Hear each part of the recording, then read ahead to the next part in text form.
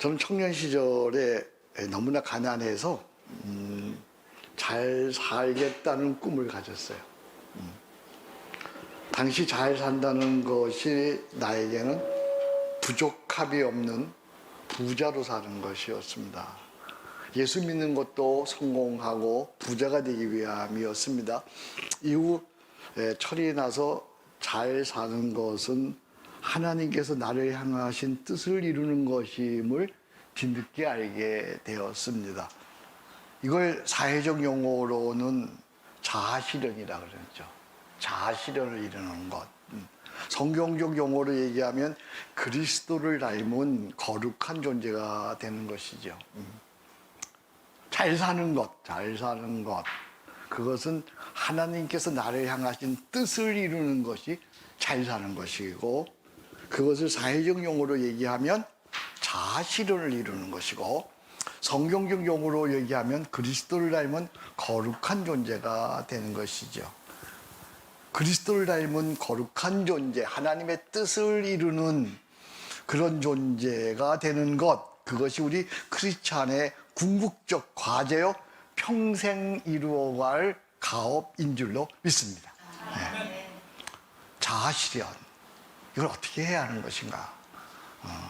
하나님께서 원하시는 하나님의 뜻을 이루는 사람은 과연 어떻게 되는 것인가?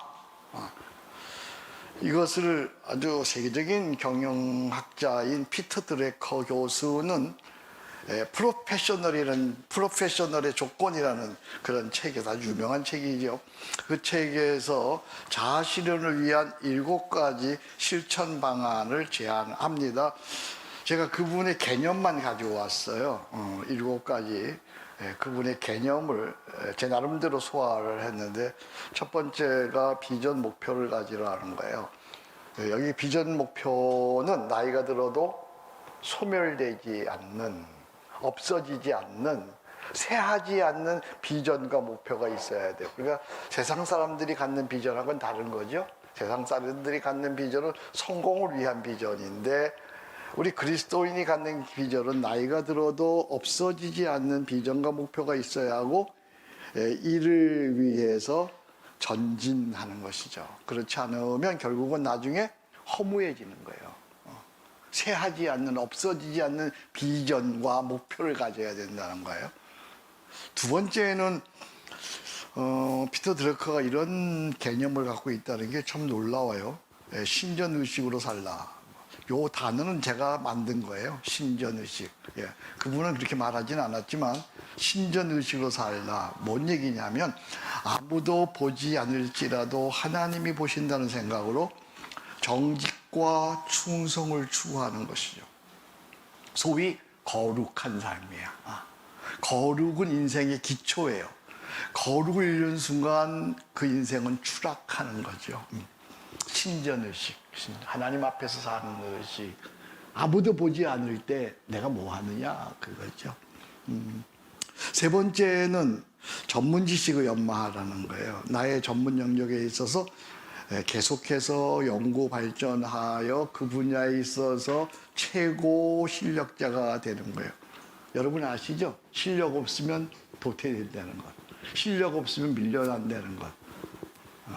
실력.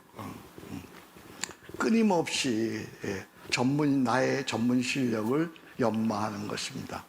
네 번째는 정기적으로 나의 하는 일을 점검하는 거예요. 나의 일을 분기마다 진단해서 그대로 계속할 것인지, 아니면 수정할 것인지, 아니면 중단할 것인지를 판단하고 결정하는 것이죠.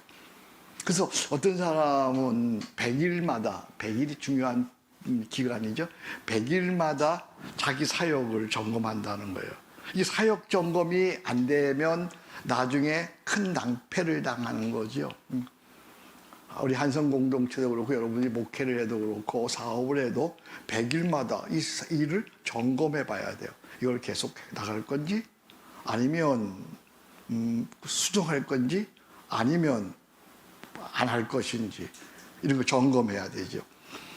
그 다음에 5번째는 새 지식을 습득하라는 것이죠. 나이가 들수록 시대의 변화에 민첩하게 적응해서 새로운 지식을 습득해야 새 시대에 쓰임받는 거예요. 그래서 오늘 이 시대에는 메타버스로 상징되는 온라인 디지털 플랫폼은 이 시대의 필수 지식이죠. 제가 오늘 이만큼이라도 쓰임받는 건 제가 처음 목회 시작할 때는 타자기 쳤어요. 타자기. 그러다가 전동 타자기 쳤어요. 그러다가 요 앞에 요만한 이게 스크린 나오는 게 나왔어요. 그 다음에 엄청 큰 컴퓨터가 있어요. 그러다가 바꾸고 해서 오늘까지 이렇게 왔어요. 그러니까 새 시대에 맞는 지식을 습득해야 살아남을 수 있는 거죠. 여섯 번째는 피드백 활동을 하라는 거예요. 늘 자신의 부족함을 인정하고 주변 사람들의 충고와 비판을 들을 수 있는 열린 가슴과 겸손함을 갖는 것이죠. 나이가 들수록 말은 적게 하고 그들이 말할 수 있도록 잘 듣는 거예요. 피드백 해야 돼요. 피드백. 그래서 충고해주는 사람을 고맙게 생각해야죠. 그래서 내가 그대로 안 하지만 충고를 듣고 내가 거기에 대해서 어떻게 할 것인가를 판단하는 거죠. 그런 얘기해요. 보네퍼는 형제의 말을 듣지 않는 자는 조만간 하나님의 음성도 듣지 못하게 될 것이다. 잘 들어줘야 돼요. 잘. 일곱 번째는 존재를 향한 변혁입니다. 존재. 내가 어떤 사람이 될 거냐라는 거야. 10년 후에 내가 어떤 존재의 사람이 될 것인가를 질문하는 거예요. 여기 패스브레이크 싱어즈들, 여러분 지금 몇 살이에요? 대답 안 해도 돼. 10년 후에 나는 어떤 존재로 있을 것인가 생각해 보셨어요? 충분히 가능한데 10년 후에 나는 어떤 존재의 사람이 되어져 있을 것인가. 인간 성숙과 거룩을 향해서 끊임없이 자신을 변혁하는 거죠. 출세했는데 자신은 물론 모두에게 버림받는 사람이 있어요. 그런데 성취와 함께, 작은 성취와 함께 사랑받고 존중받는 사람이 있어요. 여러분 어떤 사람이에요? 많은 사람들이 출세했는데 결국은 버림받아요. 근데 작은 성취에도 모든 사람에게, 주변의 사람들에게 사랑받고 칭찬받는, 끝까지 사랑받고 칭찬받는 사람이 있습니다. 자, 피터 드래커가 한 얘기를 제가 저의 나름대로 정리했어요. 첫 번째가 비전 목표를 가지라. 두 번째가 신전의식으로 살라. 세 번째가 전문 지식을 연마하라. 네 번째가 정기적으로 사역을 점검하라. 다섯 번째가 새 지식을 습득하라. 여섯 번째가 피드백 활동을 가지라. 일곱 번째가 존재를 향한 변혁이다. 이상에 의하면 자, 묻습니다. 나는 잘 살고 있어요? 네? 잘 살고 있냐고요, 여러분. 이렇게 이상에 의하면 어느 정도 여러분 이상에 의하면 자아 실현을 이루어가고 있어요. 아니면 아무 생각 없이 아무렇게나 사는 건 아니죠? 아닌가요? 자아 실현, 이건 우리 크리스찬의 궁극적인 과제고 평생 이루어갈 가업이에요. 나는 여러분들이 오늘 이 말씀을 통해서 보다 나은 사람으로 자아 실현을 해나가기를 주의 이름으로 축복합니다. 사도 바울, 그는 자아 실현에 성공한 사람입니다. 그에게는 새하지 않는 그런 인생 비전과 목표가 있었어요. 그것은 땅끝까지 복음을 전하는 것이었습니다. 그런 당시 세계의 중심이었던 로마에, 그것도 그리고 땅끝이라고 여겼던 서바나, 스페인에까지 복음을 전하고자 하는 분명한 목표가 있었습니다. 오늘 말씀 22절인데 한번 보겠습니다. 그러므로 또한 내가 너에게 가려 하던 것이 여러 번 막혔더니 이제는 이 지방에 일할 것이 없고 또 여러 해 전부터 언제든지 서바나로 갈 때 너에게 가기를 바라고 있었으니, 그러니까 그에게 분명한 꿈은 서바나에 가서 복음을 전하고자 하는 그런 분명한 목표가 있었습니다. 그런데 그는 이 비전을 이루지 못했어요. 하지만 그런 노년이 되어서도 또 절망적인 상황에서도 비전을 포기하지 않았습니다. 그는 로마에 가는 길이 막히자 길이 열린 예루살렘으로 갑니다. 25절 봅니다. 25절. 그러나 이제는 내가 성도를 섬기는 일로 어디 가요? 예루살렘에 가요. 로마로 가는 길이 열리지 않자 그는 예루살렘으로 갑니다. 드디어 그는 로마에 갑니다만 자유의 몸이 아닌 죄수의 몸으로 갑니다. 하나님이 일을 하고자 함인데 여러분 도대체 왜 이렇게 일이 안 풀리는 거야? 이상하지 않아요? 하나님이 일을 하는데 왜 이렇게 일이 풀리지 않는 겁니까? 그러나 그는 상황에 상관하지 않습니다. 옥에 갇혀서도 그는 비전 실현을 위해 온 힘을 기울입니다. 빌립보 1장 12절에 이렇게 말합니다. 형제들아 나의 당한 일이 복음의 진보가 된 줄을 알기를 원하노라. 감옥에 갇혀 있는 것도 복음의 진전이 된다고 얘기를 합니다. 어떤 고난에도 굴하지 않는 강인한 믿음입니다. 그럼에도 그는 그렇게 원하고 바라던 서바나에는 가지 못합니다. 그렇다면 바울은 실패한 겁니까? 아닙니다. 현실적으로 목표는 다 이루지 못했지만 그의 생에 뭘 이룬 거예요? 목적은 이미 이루어졌습니다. 그의 마지막 서신인 디모데후서에는 그는 자신의 일생을 회고하며 이렇게 고백합니다. 아주 유명한 말씀입니다. 디모데후서 4장 6절 말씀이 6절 이하입니다. 전제와 같이 내가 벌써 부어지고, 전제란 뭐예요?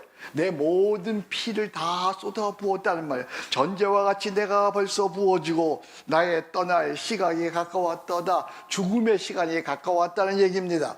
그런데 그는 뭐라고 얘기합니까? 그 죽음의 시간이 가까웠습니다. 그것이 내일인지 모레인지 한 달 후인지는 모르지만 죽음의 시간이 가까웠도다.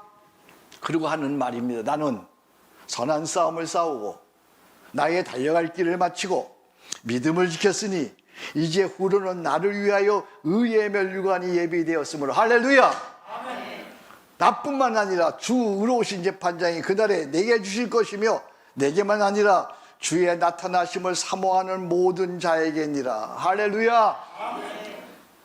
우리 모두 상황이 어떠할지라도 새하지 않는 비전, 끊임없는 존재 변혁으로 말미암아 나도 행복하고 충만할 뿐만 아니라 나로 인하여 이 땅에 하나님의 나라가 이루어지는, 나로 인하여 내 주변의 사람들이 다 구원받는, 나로 인하여 내 주변의 사람들이 잘 되어지는 그런 은혜가 있기를 주의 이름으로 축복합니다. 아멘.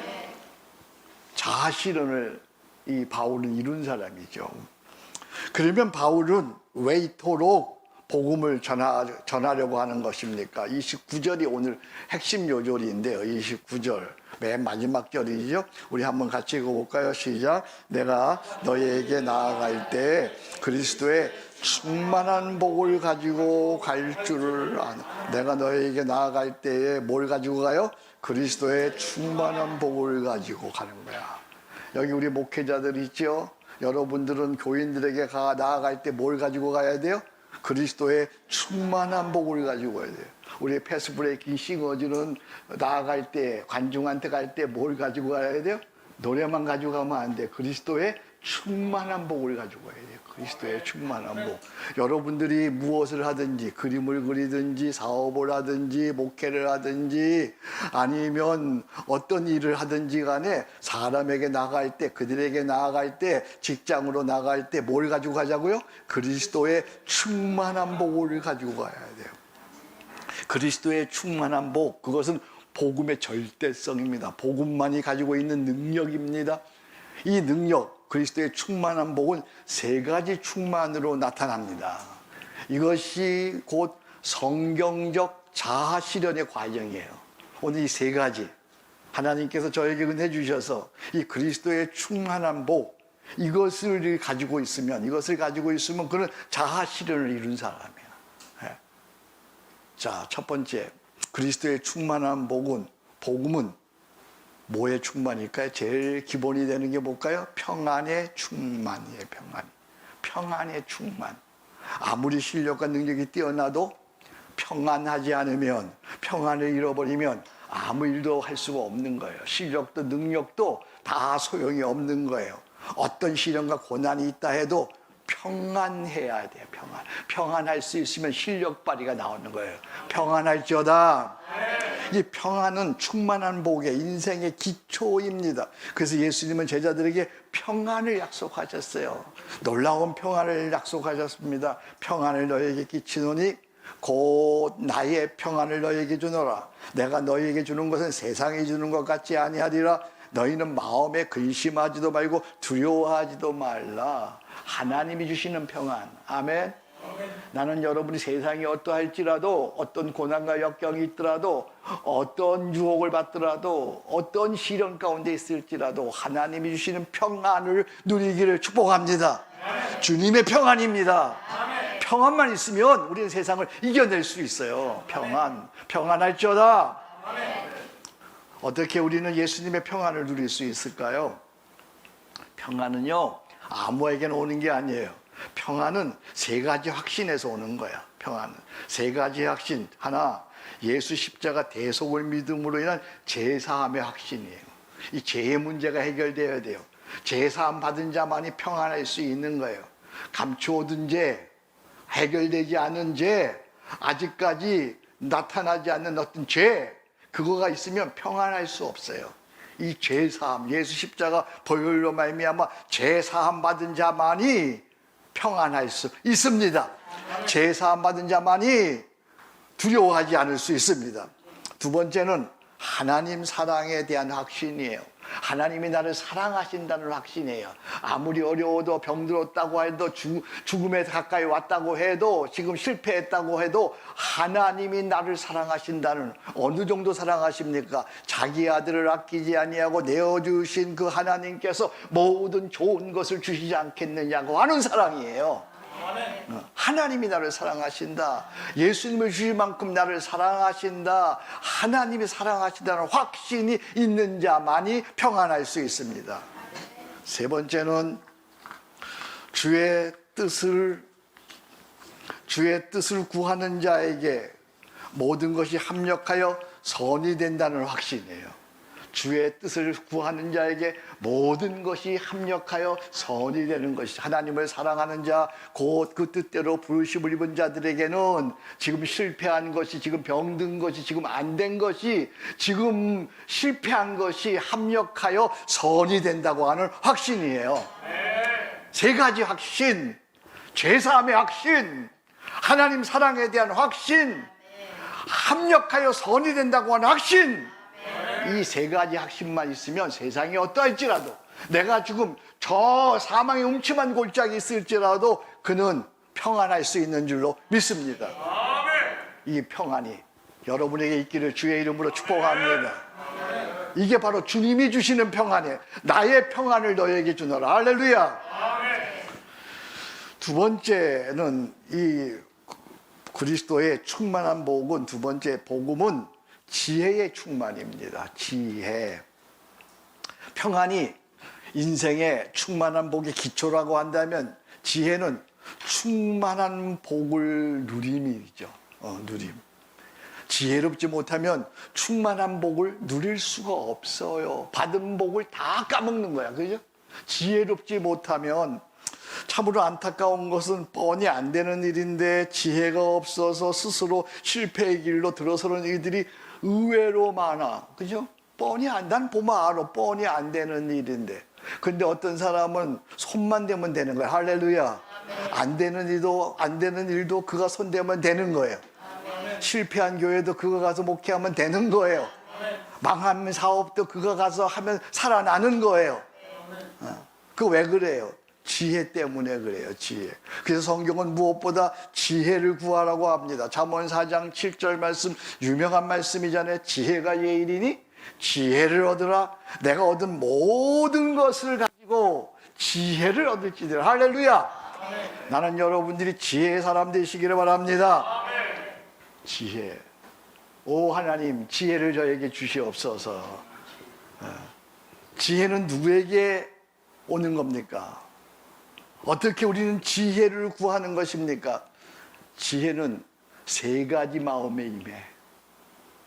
아무에게나 지혜가 오는 게 아니라 지혜는 세 가지 마음이 준비된 사람에게 지혜가 와요. 여러분 정말 지혜의 사람 되기를, 지혜로 살아가기를, 지혜로 말미암아 손만 대면 잘 되어지기를 원하십니까? 그렇다면 여러분 지혜는 이 세 가지 마음에 지혜가 부어지는 거예요. 정직한 마음에 지혜가 임해요. 정직한 마음은 지혜를 담는 그릇이에요. 그래서 시편 기자는 이렇게 말합니다. 오, 저에게 정직한 영으로 새롭게 하옵소서. 정직해야만 하나님의 지혜가 우리 안에 거하는 거예요. 두 번째는 성경을 사랑하는 마음에 지혜가 임해요. 성경을 사랑하는 것은 그리스도를 사랑하는 것이잖아요. 성경은 지혜의 보고이기 때문입니다. 그래서 성경을 사랑하고 성경을 묵상하는 자에게는 하나님이 주시는 지혜가 있어요. 세 번째는 그리스도의 뜻을 구하는 마음에 지혜가 임합니다. 그리스도의 지혜, 그리스도는 지혜 그 자체이기 때문에 그래요. 지혜.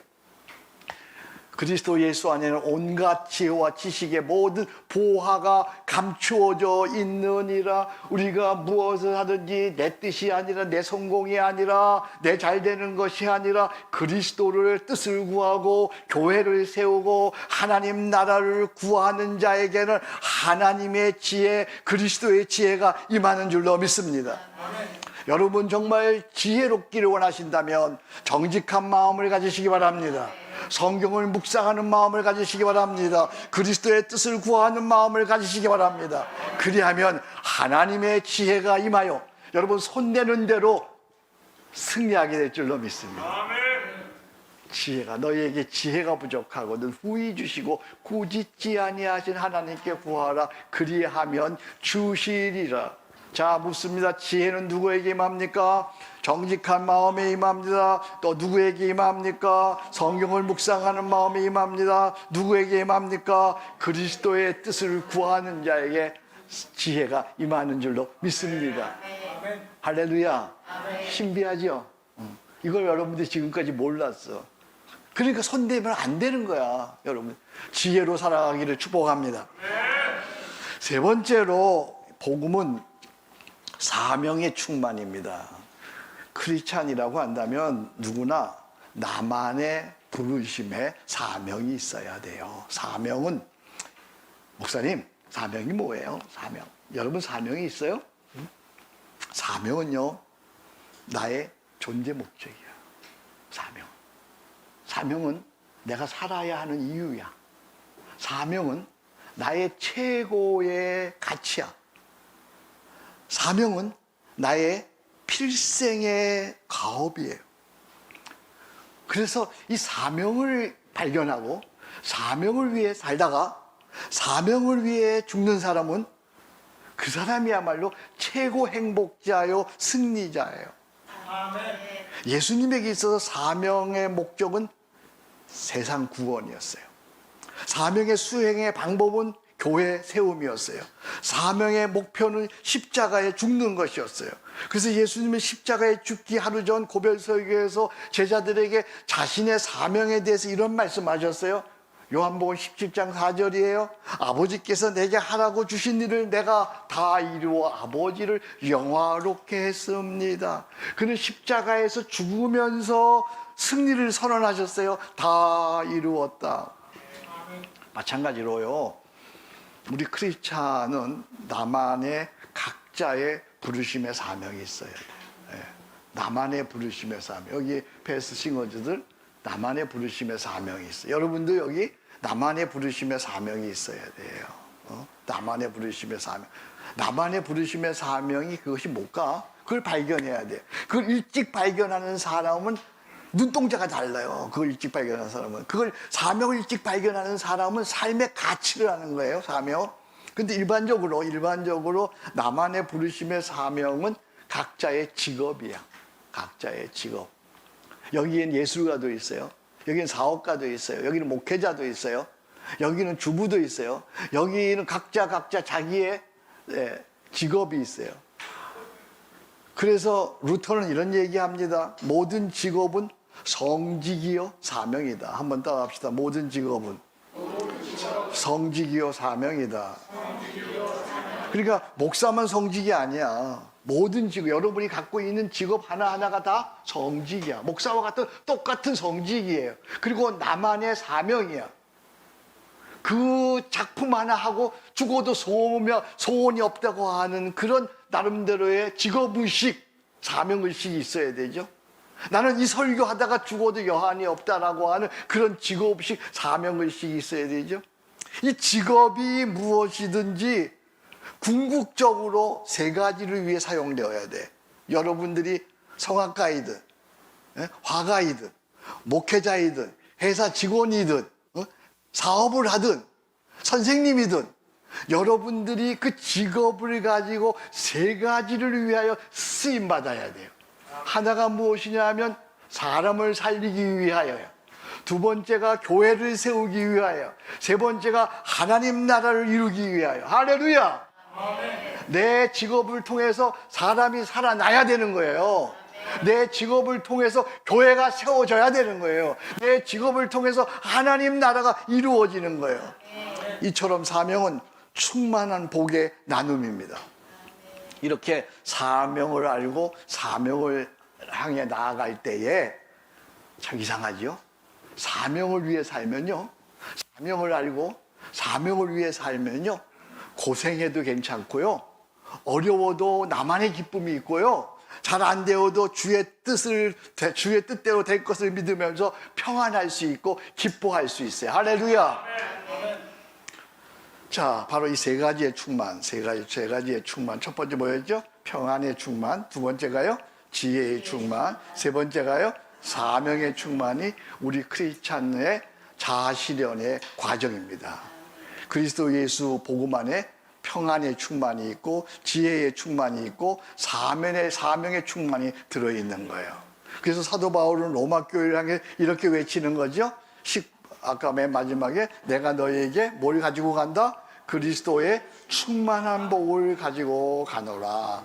나는 여러분들이 그리스도의 충만한 복이 있기를 축복합니다. 평안의 충만입니다. 사명의 충만이, 지혜의 충만입니다. 사명의 충만입니다. 이 평안과 지혜와 사명의 충만을 누리고 나누는 자아실현을 이루는 우리 모두가 되기를 주의 이름으로 축복합니다. 자, 여기서 기억해야 할 것이 한 가지 있는데, 이 그리스도의 충만의 복은 어떤 일, 어떤 사역이 아니라 하나님과의 동행에서 이루어진다는 거야. 어떤 사역, 어떤 일, 어떤 가업보다 그래서 우리가 먼저 해야 하는 건 뭐예요? 하나님과의 동행이야. 하나님과의 동행이 우리의 목적이야. 목적을 잃어버리면 안 돼요. 하나님과 동행하면 자연스럽게 평안의 충만이 있고 지혜의 충만이 있고 사명의 충만이 있는 거예요.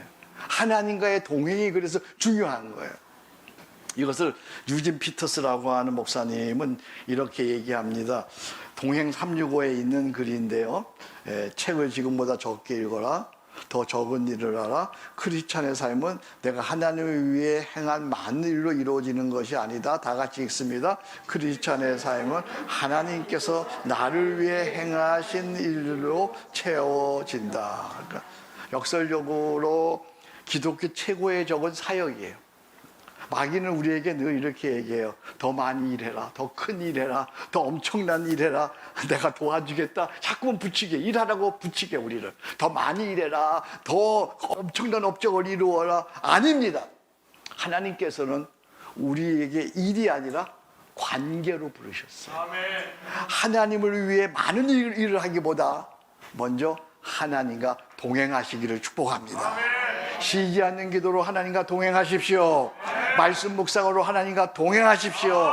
하나님과 동행할 때 그리스도의 충만한 복으로 채워질 줄로 믿습니다. 마지막으로 묻습니다. 당신은 10년 후에 어떤 존재의 사람이 되어 있을 것 같아요? 어떤 사람으로 기억되기를 원하세요? 10년 후에. 네? 어떤 사람으로 여러분 기억되기를 원하세요? 평안, 지혜, 사명으로 충만한 사람. 누구에게든지 사랑받고 칭찬받는 사람으로 살아가기를 주의 이름으로 축복합니다. 하나님 아버지 감사합니다. 오늘도 저희를 부르시고 하나님께서 이렇게 저희에게 자아 실현을 향한 도전을 허락해 주시리 감사합니다. 우리 모두 오늘 말씀대로 자아 실현을 이루는 그리스도가 원하시는 주의 뜻을 이루는 사람이 되게 하여 주옵소서. 예수님 이름으로 기도합니다. 아멘.